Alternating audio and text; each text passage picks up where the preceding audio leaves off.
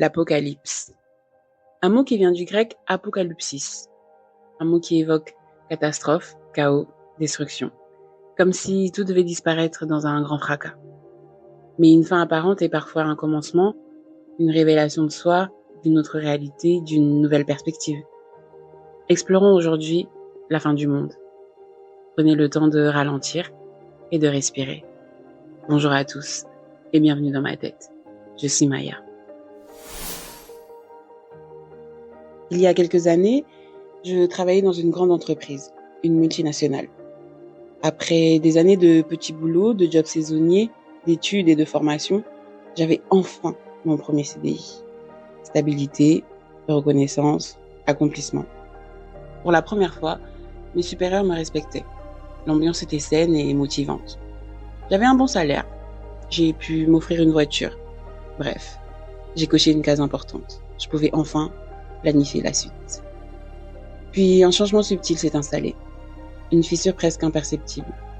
À ce stade, j'avais tout ce qu'il fallait, mais il me manquait quelque chose. Je voulais une relation stable, la famille qui allait avec. Je regardais vers l'avenir. Et plus je me projetais, plus l'ambiance autour de moi changeait. Comme si mon monde jusqu'ici parfaitement construit se décalait légèrement. L'hypocrisie devenait plus visible, les tensions entre collègues plus lourdes. Et moi, je me sentais de plus en plus fatiguée. Puis vint le confinement. 6 mois à la maison avec mon salaire garanti. Un vrai moment de joie, de lâcher prise. Enfin, je pouvais m'arrêter, souffler un peu. Quand il a fallu reprendre, j'ai été promue. Meilleur salaire, télétravail, un nouvel appartement aussi, que j'ai décoré avec passion, avec cette sensation d'avancer. J'étais aux anges. Puis ce changement subtil à nouveau. Mais cette fois, il ne faisait pas semblant. Tout s'est accéléré. Mon corps a dit stop.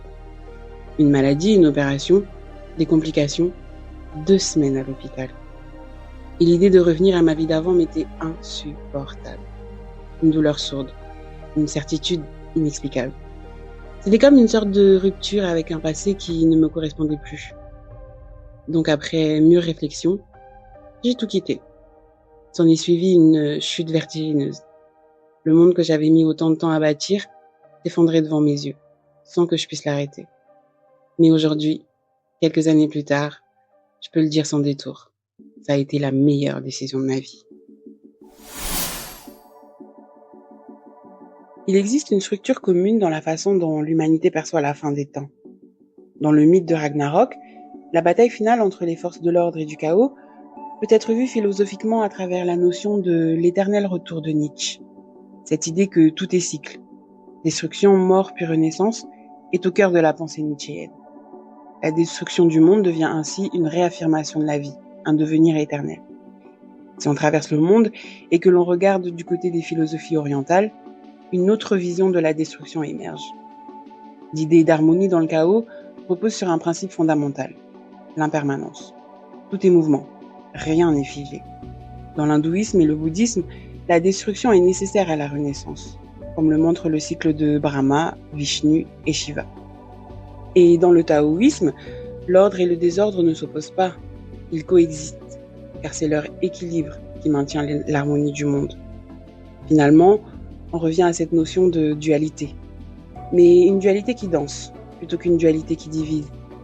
Et cette acceptation, face à l'inévitable destruction, se retrouve aussi chez Sénèque, qui nous rappelle que tout ce qui arrive est conforme à la nature et que notre seule liberté réside dans notre capacité à accueillir le changement.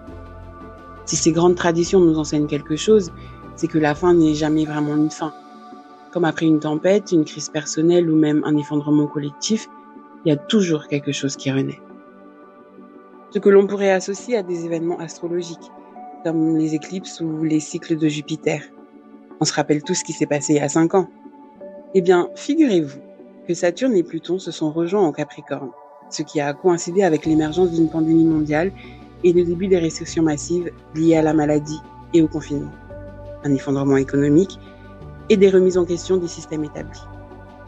Fun fact, la dernière conjonction entre Saturne et Pluton, en Capricorne, remonte à 1518.